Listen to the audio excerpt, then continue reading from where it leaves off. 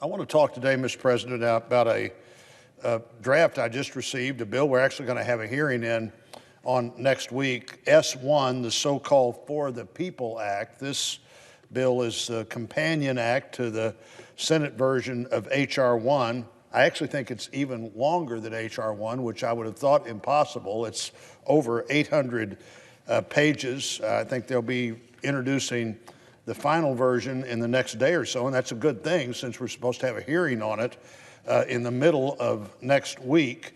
It packs a lot of what I consider bad changes relating to election administration, campaign finance, redistricting, and so much more into those 800 pages, but there's a lot of space there to pack things in. I'd take a lot more time than I've got today to talk about all the things in the bill that I have concerns about, but I'd say to start with, this idea that one size fits all, this federal takeover of elections can't be in the interest of voters in our country. It would force a single, and I believe a partisan view of elections and how they should be run in 10,000 different jurisdictions in the country. I don't know how you do that. I don't know how you take 10,000 jurisdictions and try at the Washington, D.C. level in legislation to determine changes like how they would register voters. Every state under this bill would do it exactly the same way, which voting systems they would use, how they'd handle early voting and absentee ballots, no matter how long they'd been doing it one way that worked for voters in their state, and how they maintain their voter list, whether you could go in and verify whether people on the voter list were still there. We used to think that was a critically important protection in the election system, that you knew that the voters that had registered to vote in a jurisdiction actually were still in that jurisdiction. It was actually in every state a bragging point of responsible election administration. That would largely go away in this bill. This bill would require states to make ballot drop boxes available for 45 days prior to the federal election. Those are boxes that even designates the locations and tells the local jurisdiction how they need to handle those ballots as they come out of the boxes and would be processed. Remember, these would be not mailboxes, they would be ballot drop boxes all over the jurisdiction if you could find one. It would mandate unlimited ballot harvesting. That's a process where one person could collect and submit as many ballots as they could collect and submit. You know, in recent elections, we've seen ballot harvesting as a real problem in these elections. Not only does one person have your ballot and decide how and get that ballot to where it should be, frankly, one of the problems always with ballot harvesting is maybe a person who knows voters pretty well would collect 20 and put 18 in the mailbox, or take 18 to the vote counting area, and the other two just somehow don't get there. Unlimited ballot harvesting, prohibited in many states, and in fact, in recent years, the Democrat House of Representatives failed to seat an elected representative in North Carolina because that person had used ballot harvesting. The bill would require states to allow felons to vote in federal elections.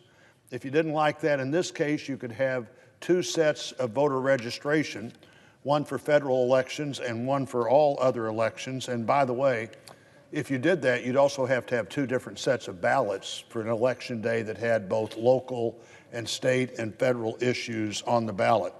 And this bill would require, Mr. President, that all of these changes be made quickly. Even jurisdictions that recently have changed their processes and spent a lot of time talking to people about those changes over maybe 2 years or 4 years would suddenly be told, no, you have to change them one more time.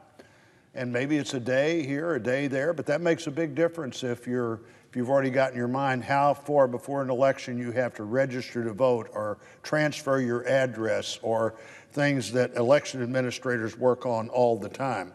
You know, my first elected job was as the county clerk in Greene County, Springfield, Missouri, where I was the chief election authority.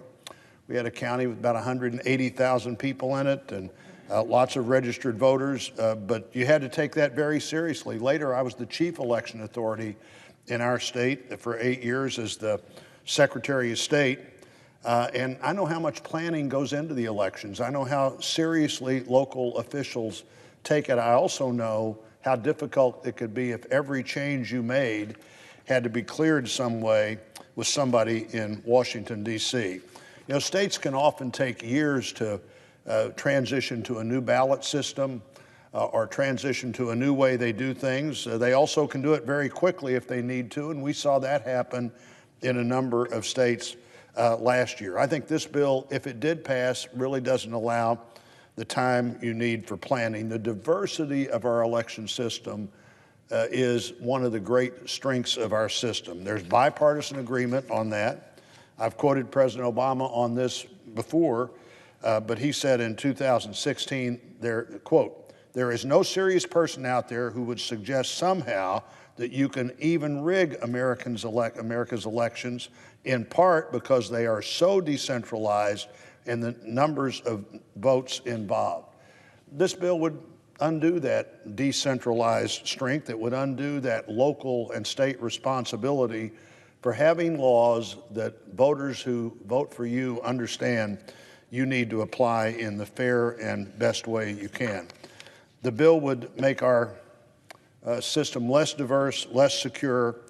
Unfortunately, this bill doesn't just stop at election administration. It takes the campaign finance system and changes it dramatically.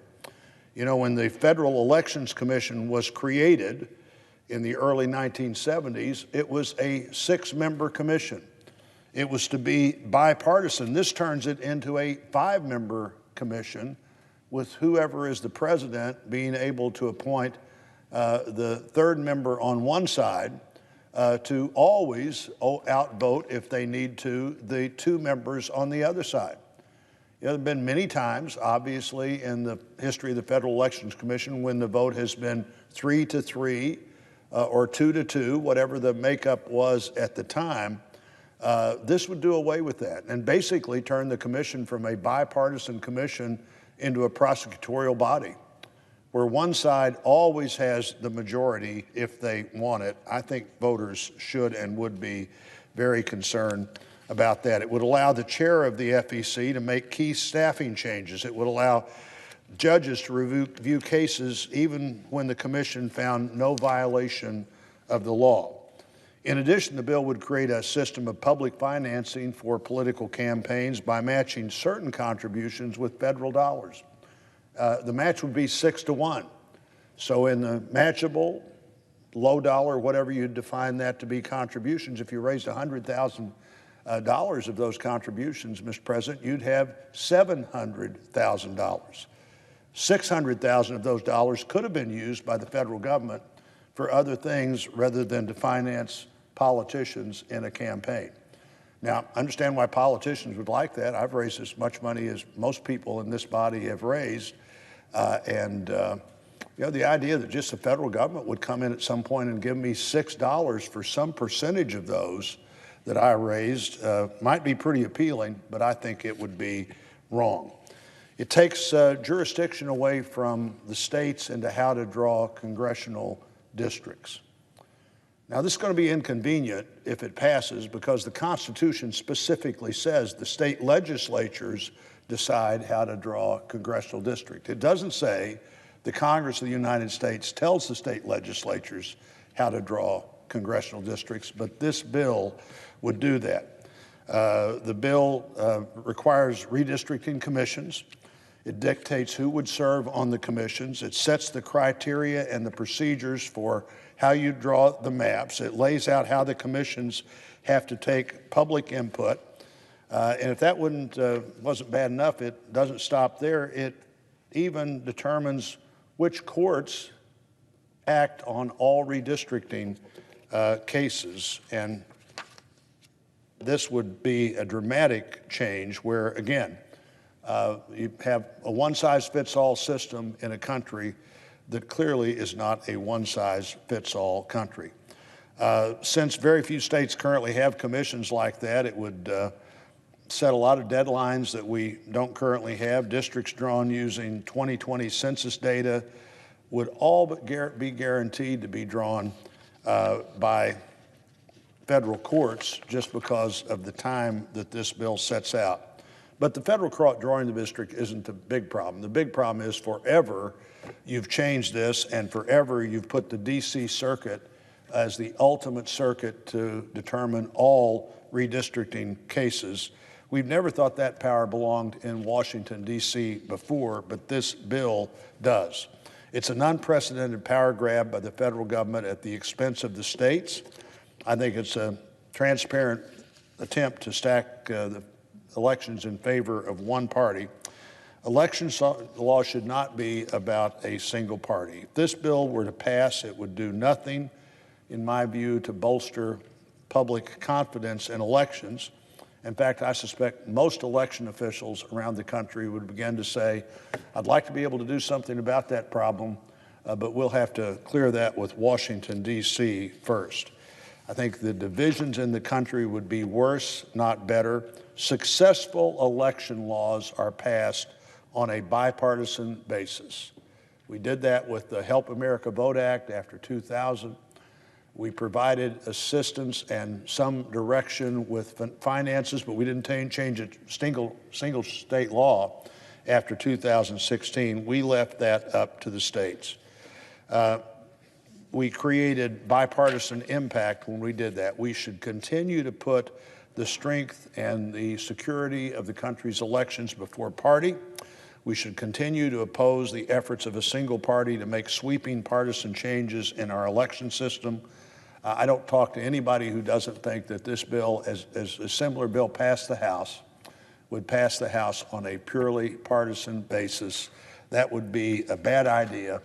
I encourage my colleagues to look carefully at S1, and I think if you do, a majority of the Senate will not support this bill.